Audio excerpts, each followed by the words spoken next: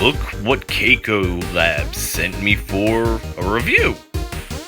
I will not give my opinions on this because it was sent to me for review, but I will show it in comparison to something that I use most of the time when I play PlayStation 2 games, and that would be Sony component cables attached to a RetroTink with smoothing. So how about we open it up and take a look? Alright, first up, the manual. Here's the adapter. Once again, what feels like aluminum construction. I don't know what this switch is for. We'll have to look at the manual. The Sony plug. Let's move that. Lift this up. What do we have here? A micro USB on this side, A on this side, and lastly, an HDMI cable. So let's take a look at the manual. So there's not much to this manual that actually indicates what some of these things are actually for. Now, the USB port that it's talking about, okay, you don't see it here. I see a switch here. Oh, look at that. RGB or YPPVR. So one's component, one's RGB. Okay, that's handy to know. And then hidden on the other side is the USB port. So you can see a small and discreet USB power connector offering greater convenience over main socket plug. I don't know what that means. And then here are the options.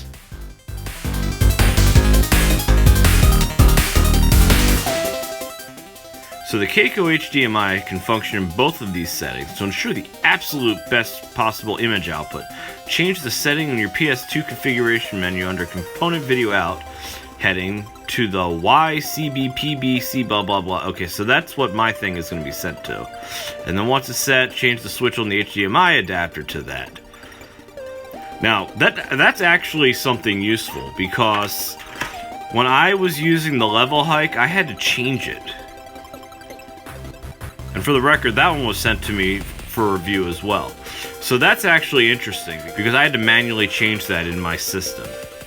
So here we have that, and then it shows you right there, you got your two choices, and the switch, like you can see here, the left side is the YCBPBCRPR, which is basically a component, and then the right, even looking at it from this orientation, is RGB. And then here's the instructions, and it's pretty basic.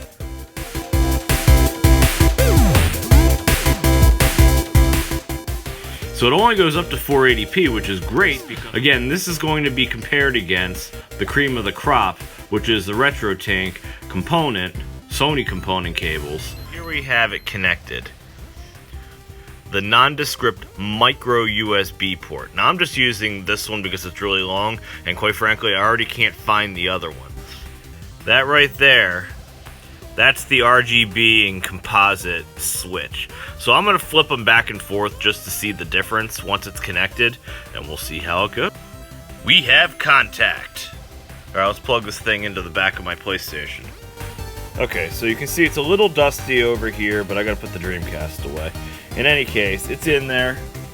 You can see it's kind of firm, no different than the port next to it, which is power.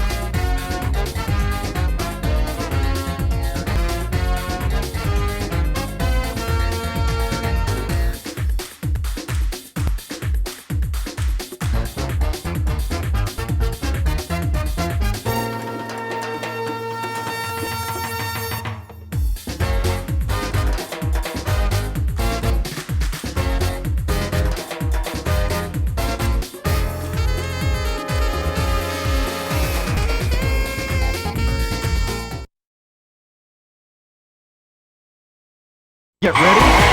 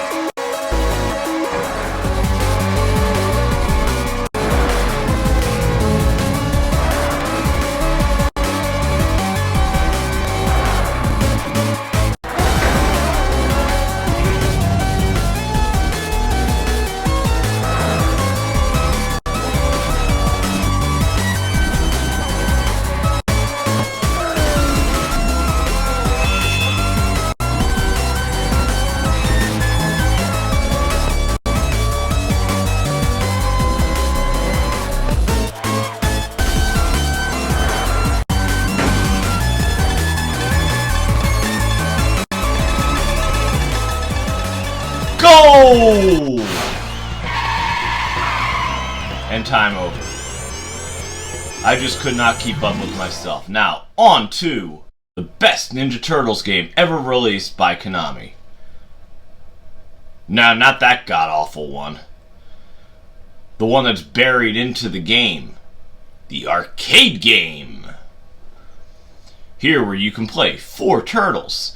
But, unfortunately, because you need a multi-tap in order for the 4-player to work, this is not the ideal system to play it on. Otherwise, you only get Leonardo and Michelangelo. One thing that sucks about this rendition of the game is all the voice acting was removed. Now, because Nickelodeon owns this property now, I'm not using any sound. It's muted, I don't want a copyright claim. But I have to say, this is one of my favorite games. Somebody, Konami, Ubisoft, whoever owns the license currently, release this game as an arcade archive. It would be phenomenal. I know Arcade 1-Up has it. I did a video up above. You can see it. But it has not been released anywhere outside of that for the home use. Well, excluding this. Now, I also have this game on the GameCube because you can pop out your controller and put it in whichever player port you want, and this way you can choose your turtle. I mean, I always use Donatello because he's the science nerd, and although I'm not a scientist, I am the nerd, and we most closely identify. So what do you think of it? What do you think of this game? What do you think of the graphic presentation using this dongle? Why don't you let me know in some of those comments below. But don't run away just yet because I'm not done. This video is getting a little bit long, so how about we cut it here and we're going to move ahead a little bit in the game. Okay, I think we're safely out of the range of using Ninja Turtle music, so now we're just in regular old gameplay music.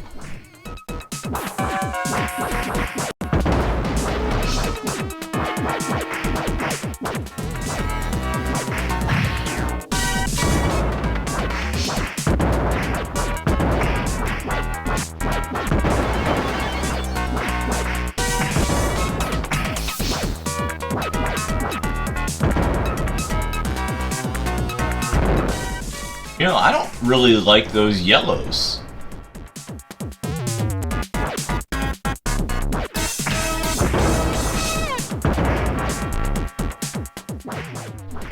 I want to compare this against the best of the best, the RetroTink 2X. Now, I bought mine.